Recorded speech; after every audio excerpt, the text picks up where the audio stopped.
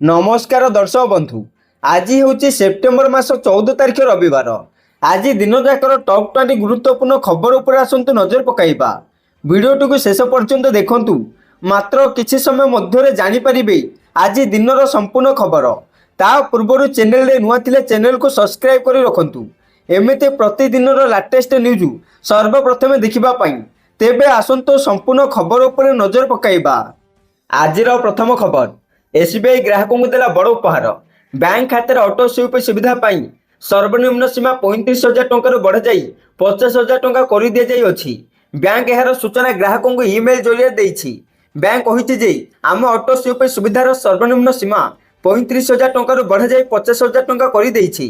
आउ एथिपई आगामी multi option deposit 50,000 टंकार आरंभ हेबो। सोशल मीडिया प्लाटफर्म एच रे मध्य बैंक पोस्ट शेयर करिछि। नुआ नियम रे सीधासलख प्रभाव ग्राहकों उपर पड़िबो। वर्तमान मल्टी डिपोजिट ऑप्शन पाई खाते अधिक टंका रखिबाकू पड़िबो। समस्त बैंक एमओडी बा स्विप ऑटो पाई विभिन्न लिमिट रखिछि। तेणु एसबीआई बढ़ाई 50,000 टंका करिछि। प्रथमे ही लिमिट 35,000 टंका थिला, अर्थात वर्तमान सेविंग अकाउंट चेक बा करेंट अकाउंट बैंक द्वारा निर्धारित 50,000 टंका बा एहाठारु अधिक बैलेंस हेबारी अकाउंट फिक्स डिपोजिट रे ट्रांसफर हेबो। परवर्ती खबर, जना पड़ा इंटरनेट स्लोर कारण। सेपटे किछि दिन तले लाल सागर इंटरनेट केबल कटि जाइथिला, जार प्रभाव भारत और पाकिस्तान सहित अनेक देश उपर पड़ी। केबल कटिबा कारणरू इंटरनेट स्पीड भी कमी जाइछि। हेले किछि अंचल मात्राधिक स्पीड कमिबा कारणरू एहाकु नै चर्चा बढ़ी। किछि लोकंक मतरे होती विद्रोही माने समुद्र भितरे इंटरनेट केबल काटि दैछंती। हेले एहार प्रकृत कारण एबे सामनाକୁ आसीछि।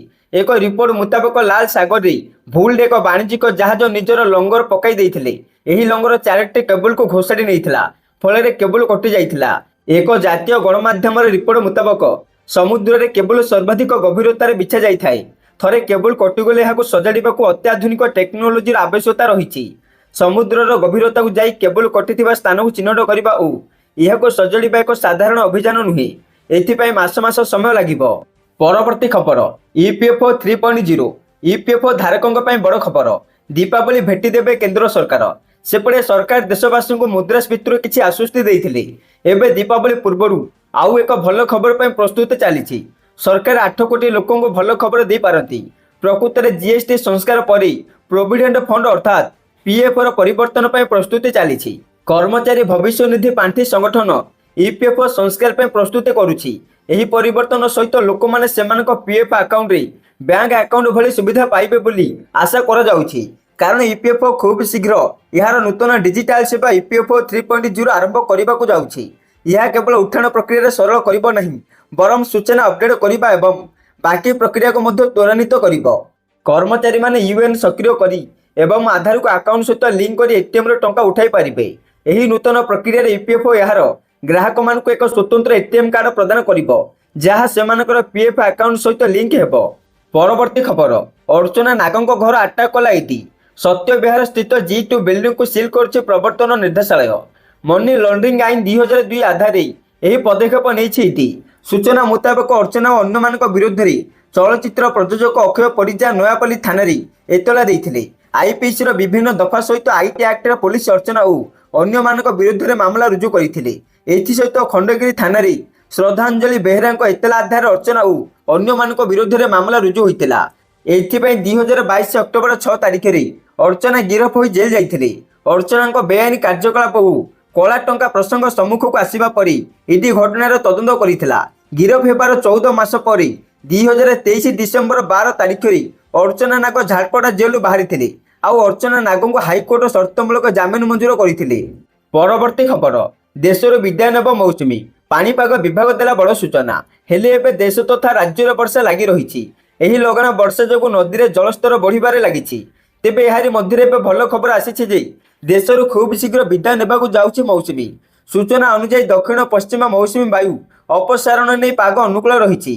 15 सेप्टेम्बर सुधा मौसुमी अपसारण प्रक्रिया आरंभ हेबो। एही मौसुमी अपसारण प्रक्रिया पश्चिम राजस्थान आरंभ हेबो। परवर्ती खबर, नवेम्बर 5 तारिख आरंभ हेबो कटक ऐतिहासिक बालीजात्रा 2025। पुणी दुलिकिब महानदी पठा। नवेम्बर 5 तारिख 12 तारिख पर्यंत आयोजित हेबो कटक ऐतिहासिक बालीजात्रा 2025। एथर केवल तल पड़िया 60 एकर जमी पर आयोजित हेबो यात्रा। କଟକ ଜିଲ୍ଲାପାଳଙ୍କ ଅଧ୍ୟକ୍ଷତାରେ ଅନୁଷ୍ଠିତ ହୋଇଥିବା ବାଲିଯାତ୍ରାର ପ୍ରସ୍ତୁତି ବୈଠକରେ ନିଷ୍ପତ୍ତି ହୋଇଛି। ହାଇକୋର୍ଟଙ୍କ ନିର୍ଦ୍ଦେଶରେ ଏଥର ଉପର ପଡ଼ିଆରେ ବାଲିଯାତ୍ରା ହେବ ନାହିଁ, ତେବେ ତଳ ପଡ଼ିଆରେ ପରିସର ବୃଦ୍ଧି କରାଯାଇ ବାଲିଯାତ୍ରାର ଆୟୋଜନ କରାଯିବ। ଏଥିପାଇଁ ଶୃଙ୍ଖଳିତ ଢଙ୍ଗରେ ଅନଲାଇନରେ ପ୍ଲଟ ଆବଣ୍ଟନ କରାଯିବ। ସେହିପରି ଓରମାସ ଅନ୍ୟ ସ୍ଥାନରେ ବେଆଇନ ଭାବେ ବ୍ୟବସାୟୀଙ୍କୁ ବସା ଯାଇଥିବାରୁ ତାକୁ ଜିଲ୍ଲାପାଳ ବନ୍ଦ କରିବାକୁ ଅଧିକାରୀଙ୍କୁ ତାଗିଦ କରିଥିଲେ। ସେହିପରି ଏଥର ବୈଷ୍ଣବ ପାଣି ଓ ଅକ୍ଷୟ ମହାନ୍ତିଙ୍କ ମଞ୍ଚରେ 8 ଦିନ ଧରି ରଙ୍ଗାରଙ୍ଗ ମ୍ୟୁଜିକାଲ ନାଇଟ୍ ରାତି 11ଟା ଯାଏଁ ଆୟୋଜିତ ହେବ। କଟକ ଇନ୍ କଟକକୁ ସୁନ୍ଦର ଭାବେ ଗ୍ରୀନ୍ ଜୋନ୍ କରାଯାଇ ଶିକ୍ଷଣୀୟ ତୋରଣ ଓ କାର୍ଯ୍ୟକ୍ରମ ସେଠାରେ ଆୟୋଜନ ହେବ। ବାଲିଯାତ୍ରାକୁ ଲୋକମାନେ ଯେପରି ସୁରୁଖୁରୁରେ ଆସିବେ ସେଥିପାଇଁ 50ଟି ଆମ ବସ୍ ଯୋଗାଇ ଦେବାକୁ ସରକାରଙ୍କୁ କଟକ ଜିଲ୍ଲାପାଳ ଅନୁରୋଧ କରିଛନ୍ତି। ଆଉ ସୁରକ୍ଷା ଦୃଷ୍ଟିକୋଣରୁ ଅଗ୍ନିଶମ ପୋଲିସ ଇଲେକ୍ଟ୍ରିକାଲ ଜଳ ଯୋଗାଣ ବିଭାଗ ଅଧିକ ଯତ୍ନଶୀଳ ହେବେ। ପରବର୍ତ୍ତୀ ଖବର, ନେପାଳରେ ହେଲା ଅନ୍ତରୀଣ ସରକାର, ସୁଶୀଲା କାର୍କି ହେଲେ ପ୍ରଧାନମନ୍ତ୍ରୀ। ନେପାଳରେ ଘନ ଘନ ଆଲୋଚନା ପରେ ଶୁକ୍ରବାର ସନ୍ଧ୍ୟାରେ ଅନ୍ତରୀଣ ସରକାର ଗଠନ ହୋଇଛି। ପ୍ରଧାନମନ୍ତ୍ରୀ ଭାବେ ଶପଥ ଗ୍ରହଣ କରିଛନ୍ତି ସୁପ୍ରିମକୋର୍ଟର ପୂର୍ବତନ ପ୍ରଧାନ ବିଚାରପତି ସୁଶୀଲା କାର୍କି।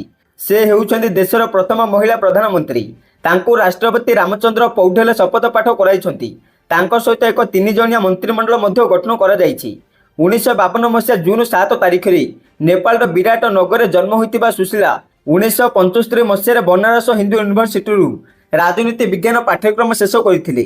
2016 ଜୁଲାଇ ମାସରେ ସେ ଦେଶର ସୁପ୍ରିମକୋର୍ଟରେ ପ୍ରଥମ ମହିଳା ବିଚାରପତି ହୋଇଥିଲେ। ନେପାଳରେ ଯୁବପିଢ଼ି ତଥା ଜେଏନଜି ଆନ୍ଦୋଳନରେ ପୂର୍ବ ସରକାରର ପତନ ହୋଇଥିଲା। ହିଂସାରେ 51 ଜଣଙ୍କ ମୃତ୍ୟୁ ହୋଇଛି ଏବଂ ଶତାଧିକ ଆହତ ହୋଇଛନ୍ତି। ପରବର୍ତ୍ତୀ ଖବର, ଦେଶବ୍ୟାପୀ ବାଣ ନିଷେଧ ସପକ୍ଷରେ ସୁପ୍ରିମକୋର୍ଟ। ଦେଶବ୍ୟାପୀ ବାଣ ନିଷେଧ ହେବା ଉଚିତ।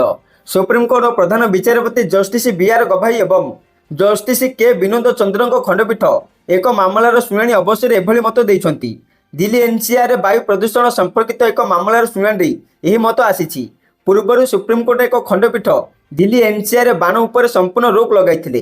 ତେବେ ଶୁକ୍ରବାର ଖଣ୍ଡପୀଠ କହିଥିଲେ କେବଳ ଦିଲ୍ଲୀରେ ଭିଆଇପି ରହୁଥିବାରୁ ସେମାନଙ୍କର ସ୍ୱଚ୍ଛ ବାୟୁ ଦରକାର, ଆଉ ଦେଶବାସୀଙ୍କର କ'ଣ, ସେମାନଙ୍କର କ'ଣ ଶୁଦ୍ଧ ବାୟୁ ଦରକାର ନାହିଁ। ଶୁଣାଣି ବେଳେ ଆମିକସ୍ କ୍ୟୁରି କେ ପରମେଶ୍ୱର କହିଥିଲେ ବାଣ ନିର୍ମାଣ ବ୍ୟବସାୟ ଏବଂ ବିକ୍ରି ଉପରେ ସମ୍ପୂର୍ଣ୍ଣ ପ୍ରତିବନ୍ଧକ ଲଗାଇଲେ ଅନେକ ପରିବାର ଭୋକରେ ରହିବେ। ମାମଲାର ପରବର୍ତ୍ତୀ ଶୁଣାଣି ଆସନ୍ତା 22 ତାରିଖରେ ହେବ। ପରବର୍ତ୍ତୀ ଖବର, ଅଟକି ଗଲା ରୁଷ ୟୁକ୍ରେନ ଶାନ୍ତି ଆଲୋଚନା, ଥମିବନି ୟୁକ୍ରେନ ଯୁଦ୍ଧ। ରୁଷ ୟୁକ୍ରେନ ମଧ୍ୟରେ ଶାନ୍ତି ଆଲୋଚନା ପାଇଁ ଥିବା ପ୍ରସ୍ତାବ ଅଟକି ଯାଇଛି। ଅପରପକ୍ଷରେ ଆମେରିକା ରାଷ୍ଟ୍ରପତି ଟ୍ରମ୍ପ ଏଥିରେ ପ୍ରବଳ ଅସନ୍ତୋଷ ପ୍ରକାଶ କରିଛନ୍ତି। ରୁଷ ରାଷ୍ଟ୍ରପତି ଭ୍ଲାଦିମିର ପୁଟିନ ୟୁକ୍ରେନ ରାଷ୍ଟ୍ରପତି ଜେଲେନ୍ସ୍କିଙ୍କୁ ଭେଟିବାକୁ ମନା କରିଦେଇଛନ୍ତି। ୟୁକ୍ରେନ ଉପରେ ପୂର୍ବ ଅପେକ୍ଷା ଜୋରଦାର ଆକ୍ରମଣ କରୁଛି ରୁଷ। ଦୁଇ ଦେଶ ମଧ୍ୟରେ ପ୍ରତ୍ୟକ୍ଷ ଶାନ୍ତି ଆଲୋଚନା ପାଇଁ 3 ରାଉଣ୍ଡ ବୈଠକ ଇସ୍ତାନବୁଲରେ ହୋଇଥିଲେ ମଧ୍ୟ ବିଫଳ ହୋଇଯାଇଛି।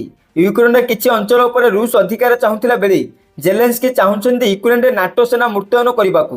ତେବେ ରୁଷ କହିଛି ଶାନ୍ତି ଆଲୋଚନା ପାଇଁ କ୍ରେମଲିନର ଇଚ୍ଛା ରହିଛି, କିନ୍ତୁ ୟୁରୋପୀୟ ଦେଶଗୁଡ଼ିକ ଏଥିରେ ବାଧା ପହଞ୍ଚାଉଛନ୍ତି। ପରବର୍ତ୍ତୀ ଖବର, ପ୍ରଧାନମନ୍ତ୍ରୀଙ୍କ ମାଙ୍କ ଏଆଇ ଭିଡିଓ ପୋଷ୍ଟ, ବିବାଦରେ ବିହାର କଂଗ୍ରେସ। ବିହାରରେ ଭୋଟ ଅଧିକାର ଯାତ୍ରା ସମୟରେ ପ୍ରଧାନମନ୍ତ୍ରୀ ନରେନ୍ଦ୍ର ମୋଦିଙ୍କ ମାଙ୍କୁ ଗାଳି ଦେବାକୁ ନେଇ ବିବାଦ ଥମିବାରେ ନାଁ ନେଉନାହିଁ। ଏପରି ସମୟରେ ବିହାର କଂଗ୍ରେସ ନିଜ ସୋସିଆଲ ମିଡିଆ ସାଇଟ୍ରେ ଏକ ଏଆଇ ଜେନେରେଟ ଭିଡିଓ ପୋଷ୍ଟ କରିଛି। ଏହି ଭିଡିଓକୁ ନେଇ ବିହାର ରାଜନୀତି ସରଗରମ ହୋଇ ଉଠିଛି। ପୋଷ୍ଟ ହୋଇଥିବା ଏହି 36 ସେକେଣ୍ଡ ଭିଡିଓରେ ଦେଖିବାକୁ ମିଳିଛି ଯେ ପ୍ରଧାନମନ୍ତ୍ରୀ ମୋଦି ନିଜ ଦିବ୍ୟଙ୍ଗତ ମା ହୀରାବେନଙ୍କୁ ସ୍ୱପ୍ନରେ ଦେଖୁଛନ୍ତି। ହୀରାବେନ ଆସି ମୋଦିଙ୍କୁ କହୁଛନ୍ତି ରାଜନୀତି ପାଇଁ ଆଉ କେତେ ତଳକୁ ଖସିବୁ। ଏହି ଭିଡିଓକୁ ନେଇ କଂଗ୍ରେସକୁ ଟାର୍ଗେଟ କରିଛି ବିଜେପି। ରାହୁଲ ଗାନ୍ଧୀ ନିଜ ମାକୁ ସମ୍ମାନ ଦେଉନାହାନ୍ତି, ଅନ୍ୟମାନଙ୍କ ମାକୁ ସେ କ'ଣ ସମ୍ମାନ ଦେବେ ବୋଲି କେନ୍ଦ୍ରମନ୍ତ୍ରୀ ଗିରିରାଜ ସିଂହ କହିଛନ୍ତି। ପରବର୍ତ୍ତୀ ଖବର, କେନ୍ଦ୍ରମନ୍ତ୍ରୀଙ୍କ ସମ୍ପତ୍ତି ଅଛି ପୁରୁଣା ସ୍କୁଟର ନାନୋ କାର ଆମ୍ବାସଡର। 2024-25 ବର୍ଷ ପାଇଁ କେତେକ କେନ୍ଦ୍ରମନ୍ତ୍ରୀ ସେମାନଙ୍କ ସମ୍ପତ୍ତି ତାଲିକା ଦାଖଲ କରିଛନ୍ତି। ତଥ୍ୟ ଅନୁସାରେ ସାମାଜିକ ନ୍ୟାୟ ମନ୍ତ୍ରୀ ବୀରେନ୍ଦ୍ର କୁମାରଙ୍କ ଏକ 36 ବର୍ଷ ତଳର ସ୍କୁଟର ଅଛି ଯାହାର ମୂଲ୍ୟ 2000 ଟଙ୍କା। ସେହିପରି ଅର୍ଥମନ୍ତ୍ରୀ ନିର୍ମଳା ସୀତାରମଣଙ୍କର ଏକ ବଜାଜ ଚେତକ ସ୍କୁଟର ଏବଂ ବୟନ ମନ୍ତ୍ରୀ ଗିରିରାଜ ସିଂହଙ୍କର 2012 ମସିହାର ଏକ ଟାଟା ନାନୋ କାର ଅଛି। ସଡ଼କ ପରିବହନ ମନ୍ତ୍ରୀ ନୀତିନ ଗଡ଼କରୀଙ୍କର 3ଟି କାର ମଧ୍ୟରେ 1994 ମଡେଲ ଆମ୍ବାସଡର ରହିଛି। କେନ୍ଦ୍ରମନ୍ତ୍ରୀ ଜୁଏଲ ଓରାମଙ୍କର 5ଟି ଗାଡ଼ି ମଧ୍ୟରେ 1991 ମଡେଲର ଜିପ୍ ଏବଂ 1986 ମଡେଲର LML ସ୍କୁଟର ରହିଛି। କୃଷିମନ୍ତ୍ରୀ ଶିବରାଜ ସିଂହ ଚୌହାନଙ୍କ ପତ୍ନୀଙ୍କ ନାମରେ ଏକ ଆମ୍ବାସଡର କାର ରହିଛି। ପରବର୍ତ୍ତୀ ଖବର, ନେପାଳରେ ଭାରତୀୟ ପର୍ଯ୍ୟଟକ ବସ୍ ଉପରେ ଆକ୍ରମଣ, ଜିନିଷ ଲୁଟ୍। ନେପାଳରେ ଗୁରୁବାର ସରକାର ବିରୋଧୀ ହିଂସା ସମୟରେ ଭାରତୀୟ ପର୍ଯ୍ୟଟକଙ୍କ ଏକ ବସ୍ ଉପରେ ଆକ୍ରମଣ ହୋଇଛି। ବସ୍ରେ ଆନ୍ଧ୍ରପ୍ରଦେଶରୁ ଯାଇଥିବା କିଛି ପର୍ଯ୍ୟଟକ ଥିଲେ। ସେମାନେ ପଶୁପତିନାଥ ମନ୍ଦିରରେ ଦର୍ଶନ ସାରି ଫେରିବା ବେଳେ କାଠମାଣ୍ଡୁ ନିକଟରେ ଆକ୍ରମଣ ହୋଇଥିଲା। ଦଙ୍ଗକାରୀମାନେ ବସ୍ ଉପରକୁ ଟେକା ପଥର ମାଡ଼ କରିଥିଲେ। ବସ୍ ଝରକା ଭାଙ୍ଗିବା ସହିତ କିଛି ପର୍ଯ୍ୟଟକ ଆହତ ହୋଇଥିଲେ। ସୌଭାଗ୍ୟକୁ କିଛି ସୈନିକ ସେଠାରେ ପହଞ୍ଚି ପର୍ଯ୍ୟଟକମାନଙ୍କୁ ଉଦ୍ଧାର କରିଥିଲେ। ପରେ ଭାରତ ସରକାର ପର୍ଯ୍ୟଟକମାନଙ୍କୁ ବିମାନରେ ଆଣିବାର ବ୍ୟବସ୍ଥା କରିଥିଲେ। ପରବର୍ତ୍ତୀ ଖବର, ବେଙ୍ଗାଲୁରୁ ଷ୍ଟେସନର ନାମକରଣ ନେଇ ମହାରାଷ୍ଟ୍ର ଓ କର୍ଣ୍ଣାଟକ ମୁହାଁମୁହିଁ। ବେଙ୍ଗାଲୁରୁର ଶିବାଜୀନଗର ମେଟ୍ରୋ ଷ୍ଟେସନର ନାମ ପରିବର୍ତ୍ତନ ପ୍ରସ୍ତାବକୁ ନେଇ ଉଠିଛି ବିବାଦ। ବିବାଦ ହେଉଛି ମହାରାଷ୍ଟ୍ର ଓ କର୍ଣ୍ଣାଟକ ମଧ୍ୟରେ। ଏହି ଷ୍ଟେସନର ନାମ ବଦଳାଯାଇ ସେଣ୍ଟ ମେରି ଷ୍ଟେସନ କରିବାକୁ ଏକ ପ୍ରସ୍ତାବ ରହିଛି। ସେଣ୍ଟ ମେରି ବାଲିସିକାର ବାର୍ଷିକ ଉତ୍ସବ ଅବସରରେ ଏହି ପ୍ରସ୍ତାବ ଏକ ସମ୍ପ୍ରଦାୟ ପକ୍ଷରୁ ଦିଆଯାଇଥିଲା। ଏ ସମ୍ପର୍କରେ ବିଚାର କରାଯିବ ବୋଲି ପ୍ରତିଶ୍ରୁତି ଦେଇଛନ୍ତି ମୁଖ୍ୟମନ୍ତ୍ରୀ ସିଦ୍ଧରମୟା। ଉପମୁଖ୍ୟମନ୍ତ୍ରୀ ଡିକେ ଶିବକୁମାର ମଧ୍ୟ ଏହାକୁ ସମର୍ଥନ ଜଣାଇଛନ୍ତି। ତେବେ ଏହା ବିରୋଧରେ ପଡ଼ୋଶୀ ରାଜ୍ୟ ମହାରାଷ୍ଟ୍ରରେ ସ୍ୱର ଉତ୍ତୋଳନ ହୋଇଛି। ଖୋଦ ମୁଖ୍ୟମନ୍ତ୍ରୀ ଦେବେନ୍ଦ୍ର ଫଡନାବିସ ଏହାକୁ ବିରୋଧ କରି କହିଛନ୍ତି, ଏହା ଛତ୍ରପତି ଶିବାଜୀ ମହାରାଜଙ୍କ ପ୍ରତି ଘୋର ଅପମାନ। କର୍ଣ୍ଣାଟକର ସରକାର ଏଭଳି ଭୁଲ ନ କରନ୍ତୁ।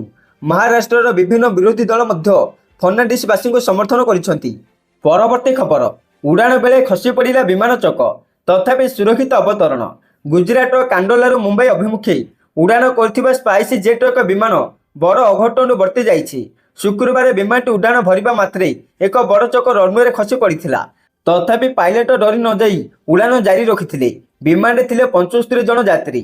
ସୂଚନା ମିଳିବା ମାତ୍ରେ ମୁମ୍ବାଇ ବିମାନ ବନ୍ଦରରେ ଜରୁରୀକାଳୀନ ସ୍ଥିତି ଘୋଷଣା କରାଯାଇଥିଲା। ତେବେ ପାଇଲଟ ବିମାନକୁ ସୁରକ୍ଷିତ ଅବତରଣ କରାଇବାରେ ସଫଳ ହୋଇଥିଲେ। ସମସ୍ତେ ଶାନ୍ତିରେ ନିଶ୍ୱାସ ମାରିଥିଲେ। ପରବର୍ତ୍ତୀ ଖବର, ଯୁବତୀ ଅସଦାଚରଣ ମାମଲାରେ ପଞ୍ଜାବର ଆପ୍ ବିଧାୟକଙ୍କୁ 4 ବର୍ଷ ଜେଲ। ପଞ୍ଜାବର ଆମ୍ ଆଦମୀ ପାର୍ଟି ବା ଆପ୍ ବିଧାୟକ ମନୋଜିନ୍ଦର ସିଂହ ଲାଲପୁରାଙ୍କୁ ଜେଲ ଦଣ୍ଡାଦେଶ ହୋଇଛି। 12 ବର୍ଷର ପୁରୁଣା ଯୁବତୀ ଅସଦାଚରଣ ମାମଲାରେ ତାଙ୍କୁ 4 ବର୍ଷ ଜେଲ ହୋଇଛି। 2013 ମାର୍ଚ୍ଚ ତାରିଖରେ ଉସ୍ମାନ ଗ୍ରାମର ବାସିନ୍ଦା ହରବିନ୍ଦର କୌର ସହପରିବାର ଏକ ବିବାହ ଉତ୍ସବକୁ ଯାଇଥିଲେ। ସେ ସମୟରେ ଲାଲପୁରା ଟ୍ୟାକ୍ସି ଡ୍ରାଇଭର ଭାବେ ଗାଡ଼ି ଚଳାଉଥିଲେ। ହରବିନ୍ଦରଙ୍କ ପରିବାର ସହିତ ଲାଲପୁରା ମାରପିଟ କରିଥିଲେ। କେତେକ ଲୋକ ଏହାର ଭିଡ଼ିଓ କରିଥିଲେ, ଯାହାକି ଦେଶ ସାରା ଭାଇରାଲ ହୋଇଥିଲା। ସୁପ୍ରିମକୋର୍ଟ ମଧ୍ୟ ନିଜ ଆଡୁ ମାମଲା କରି ପୀଡ଼ିତାଙ୍କ ପରିବାରକୁ ସୁରକ୍ଷା ଦେବାକୁ ନିର୍ଦ୍ଦେଶ ଦେଇଥିଲେ। ଏବେ ସେହି ମାମଲାର ରାୟ ହୋଇଛି ଏବଂ ଏବେ ପଞ୍ଜାବର ଖଡୁର ସାହିର ବିଧାୟକ ଲାଲପୁରାଙ୍କୁ ଜେଲ ହୋଇଛି। 2 ବର୍ଷରୁ ଅଧିକ ଜେଲ ହୋଇଥିବାରୁ ତାଙ୍କୁ ବିଧାୟକ ପଦ ଯାଇପାରେ। ପରବର୍ତ୍ତୀ ଖବର, ଅଖିଳେଶଙ୍କ ଚେତାବନୀ, ଭୋଟ ଚୋରି ନ ରୋକିଲେ ନେପାଳ ଅବସ୍ଥା ହେବ। ସରକାରଙ୍କୁ ଚେତାବନୀ ଦେଇଛନ୍ତି ସମାଜବାଦୀ ପାର୍ଟି ମୁଖ୍ୟ ଅଖିଳେଶ ଯାଦବ। ଭାରତରେ ଯଦି ଭୋଟ ଚୋରି ଲାଗି ରହେ ତେବେ ଭବିଷ୍ୟତରେ ନେପାଳ ଅବସ୍ଥା ହେବ। ଲକ୍ଷ୍ନୌଠାରେ ଗଣମାଧ୍ୟମକୁ ଅଖିଳେଶ କହିଛନ୍ତି, ଦେଶରେ ମୁକ୍ତ ଓ ଅବାଧ ନିର୍ବାଚନର ଆବଶ୍ୟକତା ରହିଛି। ପୂର୍ବରୁ ସୁପ୍ରିମକୋର୍ଟ ଏ ନେଇ ଅନେକ ଥର ନିର୍ଦ୍ଦେଶନାମା ଜାରି କରିଛନ୍ତି। ନିରପେକ୍ଷ ନିର୍ବାଚନ କରାଇବା କମିଶନଙ୍କ ଦାୟିତ୍ୱ, କିନ୍ତୁ କମିଶନ ବିଜେପିର କମିଶନ ଭାବେ କାମ କରୁଛି। ଏଭଳି ସ୍ଥିତି ଲାଗି ରହିଲେ ଲୋକେ ରାଜରାସ୍ତାକୁ ଓହ୍ଲାଇବାକୁ ବାଧ୍ୟ ହେବେ। ଭାରତ ମଧ୍ୟ ଏବେ ବିଦେଶ ନୀତି ଓ ପଡ଼ୋଶୀଙ୍କ ସହିତ ସୁସମ୍ପର୍କ କ୍ଷେତ୍ରରେ ବିଫଳ ହୋଇଥିବା ଅଖିଳେଶ ଯାଦବ କହିଛନ୍ତି। ପରବର୍ତ୍ତୀ ଖବର, ସୁନ୍ଦରଗଡ଼ ଜିଲ୍ଲାରେ ଅଙ୍ଗନବାଡି କର୍ମୀ ପଦବୀ ପାଇଁ ନିଯୁକ୍ତି। ଓଡ଼ିଶା ମହିଳା ଓ ଶିଶୁ ବିକାଶ ବିଭାଗ ପକ୍ଷରୁ ସୁନ୍ଦରଗଡ଼ ଜିଲ୍ଲାରେ 4ଟି ଅଙ୍ଗନବାଡି କର୍ମୀ ପଦବୀ ପାଇଁ ବିଜ୍ଞପ୍ତି ପ୍ରକାଶ ପାଇଛି। ଏହି ପଦବୀ ପାଇଁ ଶିକ୍ଷାଗତ ଯୋଗ୍ୟତା ଦ୍ୱାଦଶ ପାସ୍ ରଖାଯାଇଛି। ଆବେଦନକାରୀଙ୍କ ବୟସ ସୀମା 18ରୁ 35 ବର୍ଷ ମଧ୍ୟରେ ହେବା ଆବଶ୍ୟକ। ସରକାରୀ ନିୟମ ଅନୁଯାୟୀ ବୟସ ସୀମାରେ କୋହଳ ମିଳିବ। ଇଚ୍ଛୁକ ଏବଂ ଯୋଗ୍ୟ ପ୍ରାର୍ଥୀମାନେ ଅନଲାଇନ ମାଧ୍ୟମରେ ଆବେଦନ କରିପାରିବେ। ଅନଲାଇନ ଆବେଦନ ପ୍ରକ୍ରିୟା ଅକ୍ଟୋବର 6, 2025 ପର୍ଯ୍ୟନ୍ତ ଚାଲିବ। ଅଧିକ ବିବରଣୀ ପାଇଁ ପ୍ରାର୍ଥୀମାନେ ବିଭାଗର ଅଫିସିଆଲ ୱେବସାଇଟ awc.odisha.gov.in ଦେଖିପାରିବେ। ପରବର୍ତ୍ତୀ ଖବର, ପୁଣି ବଢ଼ିଲା ସୁନା ରୂପା ଦର। ବିଶ୍ୱ ବଜାରରେ ଅସ୍ଥିରତା ଥିବା ବେଳେ ସୁନା ଓ ରୂପା ଦର କ୍ରମାଗତ ବଢ଼ି ଚାଲିଛି। ଉଭୟ 22 ଓ 24 କ୍ୟାରେଟ ସୁନାରେ 10 ଗ୍ରାମ ଦର ଏବେ ଲକ୍ଷେ ଟଙ୍କାକୁ ଟପି ଯାଇଛି। ଶୁକ୍ରବାର ଭୁବନେଶ୍ୱରରେ 10 ଗ୍ରାମ ପିଛା 22 କ୍ୟାରେଟ ସୁନା ଦର 700 ଟଙ୍କା ବଢ଼ି 1,02,000 ଟଙ୍କା ହୋଇଥିଲା। ସେହିପରି 24 କ୍ୟାରେଟ ସୁନା 10 ଗ୍ରାମକୁ ଦର 771 ଟଙ୍କା ବଢ଼ି 1,11,280 ଟଙ୍କା ହୋଇଛି। ରୂପ କିଲୋଗ୍ରାମ ପିଛା ଦର ପୂର୍ବରୁ 1 ଲକ୍ଷ ଟଙ୍କା 40,000 ଥିଲାବେଳେ ଏବେ 1,41,000 ପହଞ୍ଚିଛି। ପରବର୍ତ୍ତୀ ଖବର, ମଙ୍ଗଳ ଗ୍ରହରେ ଜୀବନ ଥିବାର ସଂକେତ। ନାସାର ରୋଭରକୁ ମିଳିଲା ଗୁରୁତ୍ୱପୂର୍ଣ୍ଣ ତଥ୍ୟ। ନାସାର ବୈଜ୍ଞାନିକମାନେ ଘୋଷଣା କରିଛନ୍ତି ଯେ ସେମାନଙ୍କ ପର୍ସିଭେରାନ୍ସ ରୋଭର ମଙ୍ଗଳ ଗ୍ରହରେ ପୂର୍ବରୁ ଜୀବନ ଥିବାର ଏକ ବଡ଼ ସଂକେତ ଠାବ କରିଛି। ଏହା ଏପର୍ଯ୍ୟନ୍ତ ମିଳିଥିବା ସବୁଠୁ ଗୁରୁତ୍ୱପୂର୍ଣ୍ଣ ପ୍ରମାଣ ବୋଲି କୁହାଯାଉଛି। ରୋଭରଟି ଜେଜେରା କ୍ରେଟରେ ଥିବା ଏକ ପଥରର ଯାଞ୍ଚ କରିଥିଲା। ଏହି ପଥରରେ ଜୈବିକ କାର୍ବନ, ସଲଫର ଏବଂ ଫସ୍ଫରସ୍ ଭଳି ଉପାଦାନ ମିଳିଛି, ଯାହା ପୃଥିବୀରେ ସୂକ୍ଷ୍ମଜୀବଙ୍କ ଅବଶେଷ ସଂରକ୍ଷିତ ରଖିଥାଏ। ତେବେ ନାସା ସ୍ପଷ୍ଟ କରିଛି ଯେ ଏହା ଚୂଡ଼ାନ୍ତ ପ୍ରମାଣ ନୁହେଁ। ଏହି ରାସାୟନିକ ପଦାର୍ଥଗୁଡ଼ିକ ବିନା ଜୀବନରେ କେବଳ ଭୌଗୋଳିକ ପ୍ରକ୍ରିୟାରେ ମଧ୍ୟ ସୃଷ୍ଟି ହୋଇପାରେ। ଏହାର ସତ୍ୟତା ଜାଣିବା ପାଇଁ ରୋଭର ଦ୍ୱାରା ସଂଗୃହୀତ ପଥର ନମୁନାକୁ ଭବିଷ୍ୟତରେ ପୃଥିବୀକୁ ଅଣାଯାଇ ଅଧିକ ପରୀକ୍ଷା କରାଯିବ। ପରବର୍ତ୍ତୀ ଖବର, ପୂଜା ପେଣ୍ଡାଲରେ ମୋଦିଙ୍କ ଫଟୋ ଲଗାଇବାକୁ ନେଇ ରାଜନୀତି, ଆପ୍ ବିଜେପି ମୁହାଁମୁହିଁ। ଦୁର୍ଗା ପୂଜା ଆରମ୍ଭ ପୂର୍ବରୁ ଦିଲ୍ଲୀ ରାଜନୀତି ସରଗରମ ହୋଇ ଉଠିଛି। ବିଜେପି ଆସ୍ଥାର ରାଜନୀତିକରଣ କରୁଛି ବୋଲି ଆମ୍ ଆଦମୀ ପାର୍ଟି ତଥା ଆପ୍ ଅଭିଯୋଗ କରିଛି। ଭାଇରାଲ ଭିଡିଓରେ ରେଖା ଦୁର୍ଗା ପୂଜା ପେଣ୍ଡାଲରେ ପ୍ରଧାନମନ୍ତ୍ରୀଙ୍କ ଫଟୋ ରଖିବା ପାଇଁ ଅନୁରୋଧ କରୁଛନ୍ତି। ଆସନ୍ତା 16 ତାରିଖର ମୋଦିଙ୍କ ଜନ୍ମଦିନ। ତାଙ୍କର ଉତ୍ତମ ସ୍ୱାସ୍ଥ୍ୟ ଏବଂ ଦୀର୍ଘ ଜୀବନ କାମନା କରି ପ୍ରାର୍ଥନା ପାଇଁ ରେଖା ନିବେଦନ କରୁଛନ୍ତି। ଏହି ଭିଡିଓକୁ ନେଇ ବିଜେପିକୁ ଆପ୍ ସମାଲୋଚନା କରିଛି। ମା ଦୁର୍ଗାଙ୍କ ପେଣ୍ଡାଲରେ ମୋଦିଙ୍କ ଫଟୋ ରଖିବା ହିନ୍ଦୁଙ୍କ ପାଇଁ ଅପମାନ।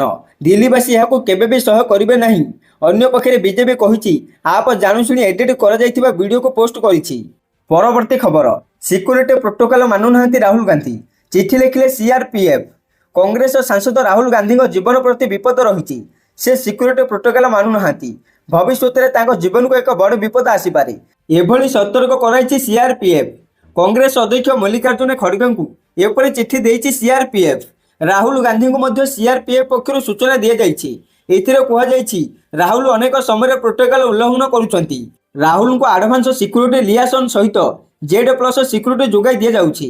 ୟେଲୋ ବୁକ୍ ଅନୁସାରେ ରାହୁଲ ବିଦେଶ ଗସ୍ତ ପ୍ଲାନ୍ କଲେ ବହୁ ପୂର୍ବରୁ ନିରାପତ୍ତା ଅଧିକାରୀଙ୍କୁ ଜଣାଇବା ଉଚିତ। ନିକଟ ଅତୀତରେ ସେ ଏକାଧିକାର Italy, Vietnam, Dubai, Qatar, London ଓ ମାଲେସିଆ ଯିବା ସମୟରେ ଏହାକୁ ଉଲ୍ଲଂଘନ କରିଥିବା ସିଆରପିଏଫ୍ କହିଛି। ପରବର୍ତ୍ତୀ ଖବର, ଭୋଟ ଚୋରି ପିଟିସନ ମାଡ୍ରାସ ହାଇକୋର୍ଟରେ ଖାରଜ, ପିଟିସନକାରୀଙ୍କୁ ଜରିମାନା। ବିରୋଧୀ ଦଳ ନେତା ରାହୁଲ ଗାନ୍ଧୀ ଗତ ଅଗଷ୍ଟ 7 ତାରିଖରେ ନିର୍ବାଚନ କମିଶନରଙ୍କ ବିରୋଧରେ ଭୋଟ ଚୋରି ଅଭିଯୋଗ ଆଣିଥିଲେ। ଏହି ପ୍ରସଙ୍ଗ ଦେଶବ୍ୟାପୀ ବିତର୍କର ବିଷୟ ହୋଇଛି। ଏହି ଅଭିଯୋଗର ଜବାବ ରଖିବାକୁ ନିର୍ବାଚନ କମିଶନକୁ ନିର୍ଦ୍ଦେଶ ଦେବାକୁ ଜଣେ ବ୍ୟକ୍ତି ମାଡ୍ରାସ ହାଇକୋର୍ଟରେ ଆବେଦନ କରିଥିଲେ। କୋର୍ଟ ଏହି ଜନସ୍ୱାର୍ଥ ସମ୍ବଳିତ ମାମଲାକୁ ଖାରଜ କରିଛନ୍ତି। ଏଥିସହିତ ପିଟିସନକାରୀଙ୍କୁ 1 ଲକ୍ଷ ଟଙ୍କା ଜରିମାନା ଦାଖଲ କରିବାକୁ ନିର୍ଦ୍ଦେଶ ଦେଇଛନ୍ତି। କୋର୍ଟ କହିଛନ୍ତି ଅଭିଯୋଗ ସପକ୍ଷ କିମ୍ବା ବିପକ୍ଷରେ କୋର୍ଟ ମତ ଦେଉନାହାନ୍ତି। ଏନେଇ ଜବାବ ରଖିବେ କି ନ ରଖିବେ ତାହା ନିର୍ବାଚନ କମିଶନଙ୍କ ନିଷ୍ପତ୍ତି ହେବ। ପରବର୍ତ୍ତୀ ଖବର, ୟୁପିଆଇ ପେମେଣ୍ଟ କରୁଥିବା ଲୋକଙ୍କ ପାଇଁ ଖୁସି ଖବର। କାରଣ national payment corporation of India UPI କାରବାରର ସୀମା ବୃଦ୍ଧି କରିଛି। ୟୁପିଆଇର ନୂଆ ନିୟମ 15 ସେପ୍ଟେମ୍ବର 2025ରୁ କାର୍ଯ୍ୟକାରୀ ହେବ। ଯାହା ଅନୁଯାୟୀ ଯାଞ୍ଚ ହୋଇଥିବା ବ୍ୟବସାୟୀମାନେ ଗୋଟିଏ ଦିନରେ 10 ଲକ୍ଷ ଟଙ୍କା ପର୍ଯ୍ୟନ୍ତ ଅନଲାଇନ୍ ପେମେଣ୍ଟ କରିପାରିବେ। ଏହାର ଅର୍ଥ ହେଉଛି ଯେ ଏବେ ବଡ଼ ପେମେଣ୍ଟ ପାଇଁ ବାରମ୍ବାର ଟ୍ରାଞ୍ଜାକ୍ସନ କରିବାର ଆବଶ୍ୟକତା ରହିବ ନାହିଁ। ତଥାପି ଦୁଇ ଜଣଙ୍କ ମଧ୍ୟରେ ବ୍ୟକ୍ତି କାରବାର ସୀମା ପୂର୍ବ ପରି ପ୍ରତିଦିନ 1 ଲକ୍ଷ ଟଙ୍କା ରହିବ। ଏଥିରେ କୌଣସି ପରିବର୍ତ୍ତନ ହୋଇନାହିଁ। ପୂର୍ବରେ ବୀମା ପ୍ରିମିୟମ ଏବଂ ପୁଞ୍ଜି ବଜାର ନିବେଶର ସୀମା 2 ଲକ୍ଷ ଟଙ୍କା ଥିଲା। ଏବେ ଏହାକୁ 5 ଲକ୍ଷ ଟଙ୍କାକୁ ବୃଦ୍ଧି କରାଯାଇଛି। ଏହା ସହିତ 24 ଘଣ୍ଟା ମଧ୍ୟରେ ସର୍ବାଧିକ 10 ଲକ୍ଷ ଟଙ୍କା ପର୍ଯ୍ୟନ୍ତ କାରବାର ସମ୍ଭବ ହେବ। କ୍ରେଡିଟ୍ କାର୍ଡ ବିଲ୍ ପେମେଣ୍ଟ ପାଇଁ ୟୁପିଆଇର ଏକକାଳୀନ କାରବାର ସୀମା ଏବେ 5 ଲକ୍ଷ ଟଙ୍କା ହେବ। ଏହା ସହିତ ଗୋଟିଏ ଦିନରେ ସର୍ବାଧିକ 6 ଲକ୍ଷ ଟଙ୍କା ପଇଠ କରାଯାଇପାରିବ। ସେହିପରି ଯାତ୍ରା କ୍ଷେତ୍ରରେ ଏବେ ଏକ ସମୟରେ 5 ଲକ୍ଷ ଟଙ୍କା ପର୍ଯ୍ୟନ୍ତ ଦେୟ କରାଯାଇପାରିବ, ଯେତେବେଳେ ପୂର୍ବରୁ ଏହି ସୀମା 1 ଲକ୍ଷ ଟଙ୍କା ଥିଲା। ଦର୍ଶକ ବନ୍ଧୁ, ଭିଡିଓଟି ଭଲ ଲାଗୁଥିଲେ ଭିଡିଓ ଗୋଟେ ଲାଇକ୍ କରିବା ସହିତ ଚ୍ୟାନେଲକୁ ସବସ୍କ୍ରାଇବ କରିବେ ଏମିତି ସବୁଦିନର ନୂଆ ଖବର ଜାଣିବା ପାଇଁ। ଆଜି ପାଇଁ ଏତିକି ରହୁଛି, କାଲି ପୁଣି ଦେଖା ହେବ ଏକ ନୂଆ ଭିଡିଓରେ। ଜୟ ଜଗନ୍ନାଥ।